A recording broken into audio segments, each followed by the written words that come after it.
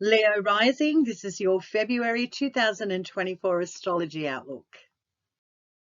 Topics this month are the lunations, the sun, personal planets being Mars, Venus, and Mercury, the transits they're making, the houses, and how they're affecting you.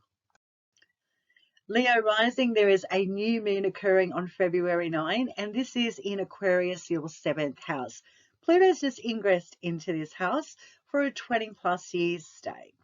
So new moons are beginnings, new starts on an emotional level.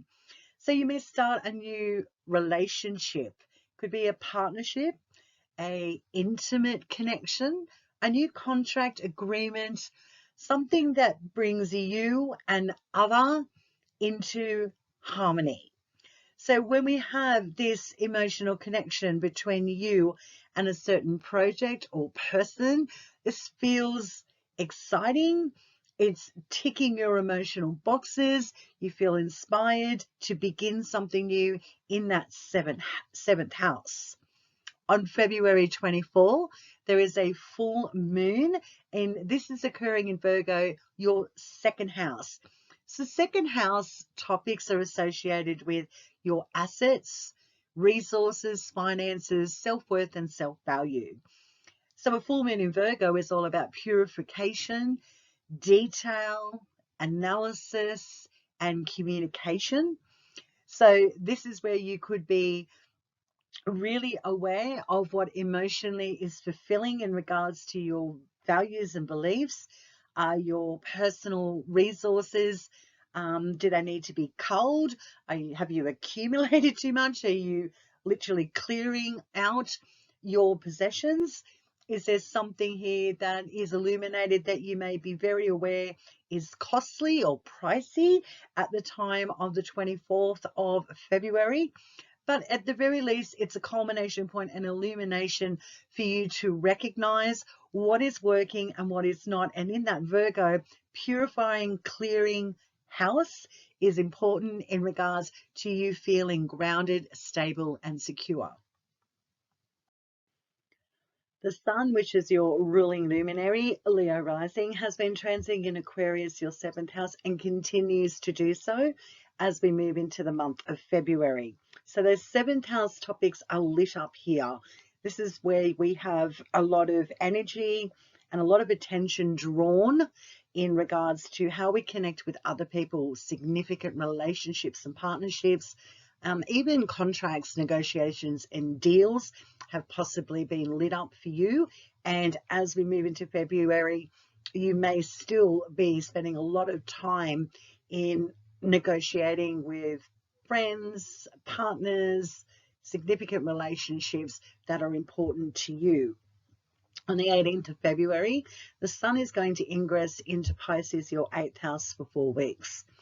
So when the sun moves into the 8th house, your ruling planet, your energy and your attention is drawn to those 8th house significations, being all about other people's resources. What assets or valuables do others have that give you a sense of stability and security? Is there loans or significant contracts that you may be looking at now, finances, financial documents, even a significant partnership here? This may be something that you're concentrating a lot of your time and energy towards. Saturn and Neptune are currently transiting in Pisces here, and Saturn, which is a planet that has a association of maturity, wisdom, and time, and also Neptune in Pisces is all about creativity, flow, connecting, feeling very ethereal and dreamy, and looking at the big picture. So when the sun is transiting here, and along with Saturn and Neptune, there may be a moment here that you have to really look at things with a mature attitude regarding your finances and how you're connected with other people. There could be finances that seem illusionary. It's like something's not real, or something's slipping away in regards to another person's resource that assists you. But it's just a passing transit. But every year at the same time, this is what's lit up for you and where your attention is being pulled. So if there is a financial deal, contract, or connection with other people, or something that you know that is owed to you, a debt, or even establishing a debt or a loan, mortgage, etc., these topics may be highlighted for you at this time. The personal planet Mercury has a busy month this month, so let's get into it. It's been transiting in Capricorn, your 6th house. It's closing up that transit as we open up the month of February. So you'll notice here to make the changes, make the conversations happen, the negotiations, really give yourself time to think about what it is you'd like to change in regards to your work, your health, daily routines, pets, and co-workers, etc.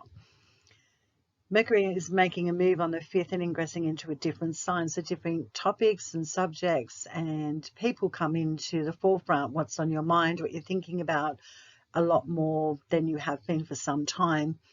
Ingressing into that Aquarius, the 7th house conjuncting Pluto. Now Mercury is the first of the personal planets to conjunct Pluto. There will be 3 conjunctions in succession this month. So that is a lot of change for all of us. For you, Leo rising, Mercury ingressing into Aquarius, conjuncting that Pluto, is setting off a new signotic cycle for these 2 planets. So slow change and transition in negotiations with you and partnerships, your thoughts, your ideas about connecting with other people, even as much as negotiations and contracts. Mercury transiting Aquarius is all about thinking outside the box, thinking about your future, being very inspired by what is not here, but what is to come. Are you anticipating a new relationship? Are you anticipating a new deal or negotiation? Wanting to connect? Is there something going on with your friendships? This is a house that's highlighted by Venus, and Venus in the 7th house, the natural ruler of the 7th house in the zodiac, is all about connection, harmony, and flow with particular females or the divine feminine. It's a place of where you feel love and connection. So Mercury here in that loved up house, being Aquarius for you, Leo rising, looks great for connecting with people that are not of the status quo. They're unusual, they're different, they're quirky. So you might be interacting with people that you haven't done so. It hasn't been the norm for you until now. So connecting and interacting with people from different walks of life and cultures is highlighted here. On the 10th, Mercury is squaring Jupiter in Taurus, your 10th house. So a square from the 7th to the 10th could see a relationship or a connection or a negotiation that affects your public image, your status, how you stand in the world and career, could be in a bit of contention. A relationship could be going through a bit of a speed bump on the 10th. That does, again, affect how you would like to be seen or known in the world. So just a heads up there for the 10th. On the 16th, Mercury is squaring Uranus in Taurus on your 10th house again.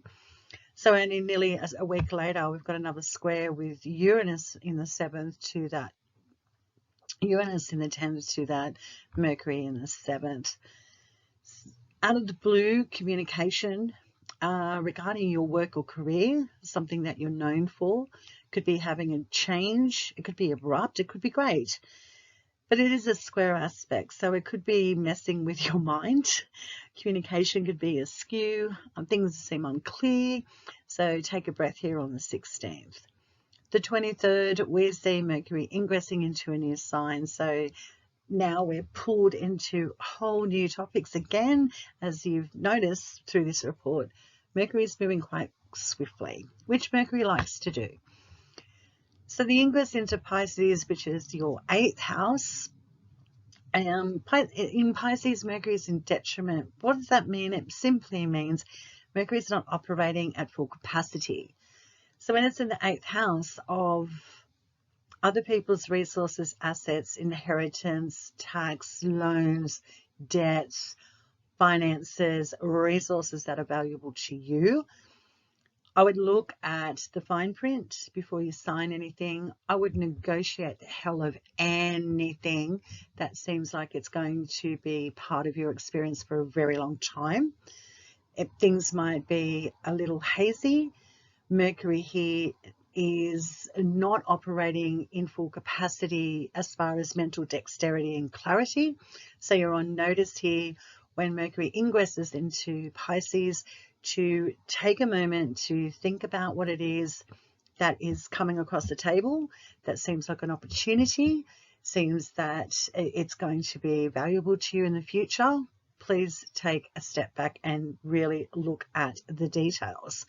Mercury gets a little bit lost in the juice in Pisces. It's very ethereal. It's great for being creative with resources or other people's assets, but in a very warm warning, be very aware of tricksters, illusion, people not walking the talk. That sort of energy is up at this time when we have Mercury ingress into the 23rd. On the 28th, Mercury in your 8th house is conjuncting Saturn in Pisces. There could be a potential communication that is abrupt or a necessary conversation. It's going to take a bit of maturity and wisdom to speak your mind or declare what it is that you need to declare, or stop something before it begins, stop something in its tracks.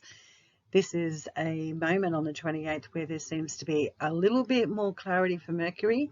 So we like to see a conjunction to Saturn, because Saturn is all about maturity, wisdom, experience, and time. So Mercury is here basically putting you on notice. There's time before you make a very important decision, whatever comes across the table to you. Be patient and, again, go through the details. Personal planet Mars has been transiting Capricorn, your 6th house, Leo rising. Some abrupt changes, feeling like you're not getting traction in regards to your daily routines, work, or there could be just a feeling of you're really getting things done in regards to those 6th house topics of work, service to other people. Your daily routines seem to be, I wouldn't be surprised if you're kicking a lot of goals, basically, when we have this Mars in your 6th house. Well, on the 7th, Mars in Capricorn is going to be sextiling Neptune in Pisces, and this is your 8th house.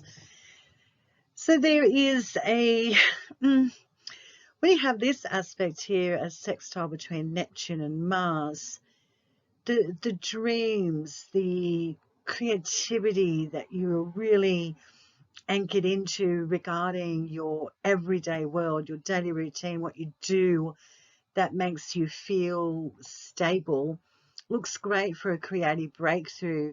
It's going to help your resources in some way or assets to you. So doing the hard work, or getting down to it, is going to be paying off in regards to assets and things that are of value to you on the 7th. So I encourage you to keep going. If you're literally kicking goals and kicking ass, go Leo rising, just keep that going, because it's going to help your 8th house expand and bring value to you. On the 13th, there's going to be a big shift. Obviously, the personal planets are making very big shifts because they're going in different signs and conjuncting planets. Well, Mars is going to be on the 13th ingressing into Aquarius, your 7th house, conjuncting Pluto. So here again, we've got Mars now with Pluto conjunct, setting off a new synodic cycle. Now, Mars in the 7th house this is fantastic for sex. To be really honest, your sex drive to amplify, or if you are not in a significant relationship or partnership, there is a almost instinctual feel to want to connect on a very intimate level with other people or a particular person. So you might get the bravery here to step out of the box and make yourself available for dating, interacting with people. If you've been working hard behind the scenes for some time, it's time to connect on a physical level. I wouldn't be surprised with this transit. It's going to help you feel a little bit more brave and take those leaps of faith when it comes to getting out there and finding someone to connect with that is going to be fortuitous in the future. Mars in the 7th too can see you having some abrupt changes with relationships, negotiations and contracts that you've been involved with.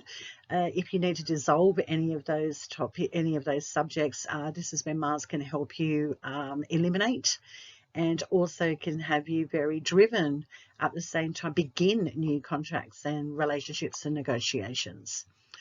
On the 27th, Mars is going to square Jupiter in Taurus, your 10th house. So we've got Mars, Jupiter in a square aspect here on the 27th, which speaks to cool your jets moment. It's only a passing transit. So Leo rising, you're on call here to take a moment in regards to making a firm decision regarding your career, how you're seen and known in the world. Don't cut your nose off to spite your face here.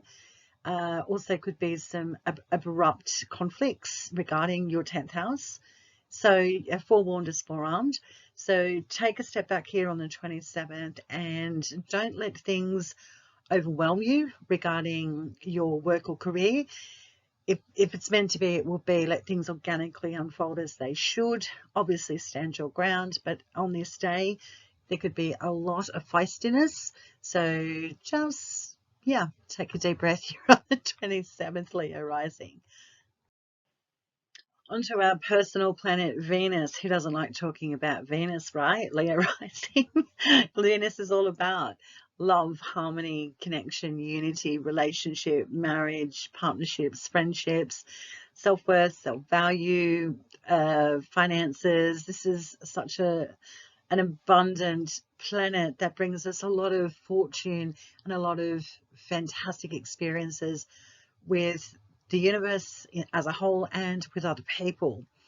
Well, Venus has been transiting in Capricorn, your 6th house. The love of the daily grind, the love of getting back into a healthy routine, the love of pets, the love of service, feeling like you are in flow with your daily environment. On the 7th, Venus is trining Uranus and Taurus, your 10th house.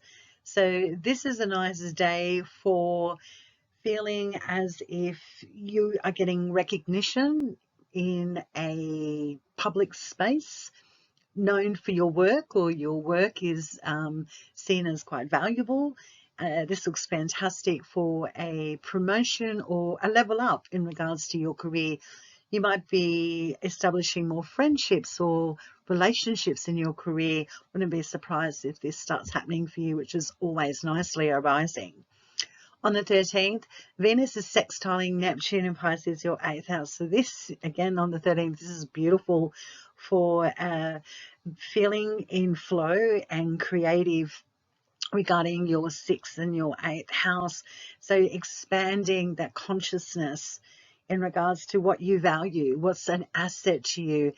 Well, it's brought back to that 6th house. It's the daily grind. It's the work and service that you do.